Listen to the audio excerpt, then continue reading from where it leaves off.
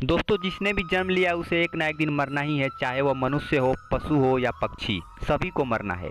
ग्रह और नक्षत्रों की आयु भी निर्धारित है और हमारे इस सूर्य की भी। इसे ही जन्म चक्र कहते हैं। जन्म मरण के इस चक्र में व्यक्ति अपने कर्मों की दशा के अनुसार नीचे की योनियों से ऊपर की योनियों की ओर गति करता है और पुनः नीचे गिरने लगता है।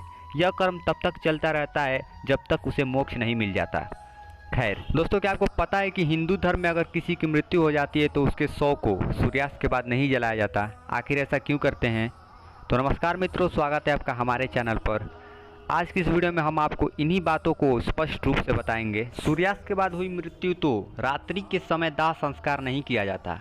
मैं आपको बता दूं कि इसका भी कारण गरुड़ पुराण में विस्तार से बताया गया है। हिंदू धर्म के अनुसार किसी की मृत्यु रात्रि में हो जाती है तो उसका दाह संस्कार अगले दिन किया जाता है। इस दौरान शव को रात भर घर में ही रखा जाता है।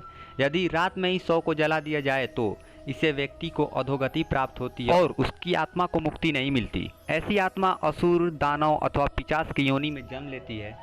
यदि किसी की मृत्यु पंचक काल में हुई हो तो पंचक काल में शव को नहीं जलाया जाता। जब तक पंचक काल समाप्त नहीं हो जाता तब तक शव को घर में ही रखा जाता है और किसी न किसी का शव के पास रहना होता है। गरुड़ पुराण सहित कई धार्मिक ग्रंथों में यह उल्लेख है कि यदि पंचक काल में किसी की मृत्यु हो जाए तो उसके साथ उसी के कुल खानदान में 5 अन्य लोगों की भी मौत हो जाती है। इसी के डर के कारण पंचक काल खत्म होने का इंतजार किया जाता है। परंतु इसका समाधान भी है कि मृतक के साथ आटे, बेसन या कुश से बने 5 पुतले अर्थी पे रखकर इन 5 के साथ 100 की तरह ही पूर्ण विधि विधान से अंतिम संस्कार किया जाता है। ऐसा करने पर पंचक दोष समाप्त हो जाता है। यदि किसी की मृत्यु हो गई है परंतु उसका दाह संस्कार करने के लिए उसका पुत्र या पुत्री समीप न होकर कहीं दूर हैं तो उनके आने का इंतजार किया जाता है। तब तक शव को घर में ही रखा जाता है और किसी न किसी का शव के पास रहना होता है। कहते हैं कि पुत्र या पुत्री के हाथों से दाह संस्कार होने पर मृतक को शांति मिलती है, अन्यथा वह भटकता रहता। और इन्हीं बातों में आपने ये भी गौर किया होगा कि रात में शव को अकेला भी नहीं छोड़ा जाता। आखिर ऐसा क्यों करते हैं? आइए इन बातों को भी जान लेते हैं। रात्रि में शव को अकेला न छोड़ने का कई कारण गरुड़ पुराण में विस्तार से बताया गया है।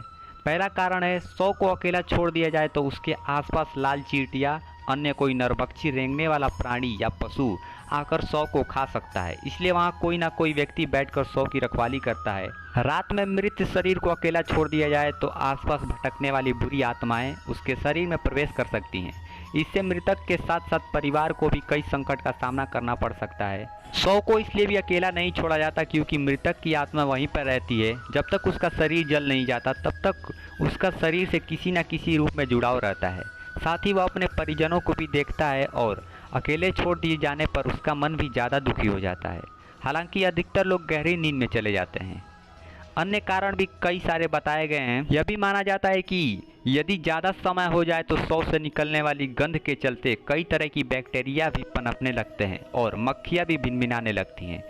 इसलिए वहाँ इस दौरान अगरबत्ती की सुगंध और दीपक भी जलाए जाते हैं। यह भी कहा जाता है कि शव को अकेला छोड़ने से कई लोग जो तांत्रिक कर्म करते हैं उनके कारण मृत आत्मा संकट में पड़ सकती है। इसलिए कोई ना कोई शव के पास रखवाली करता रहता है। मित्रों, आशा करता हूँ कि आपको ये तथ्य समझ में आ गए होंगे।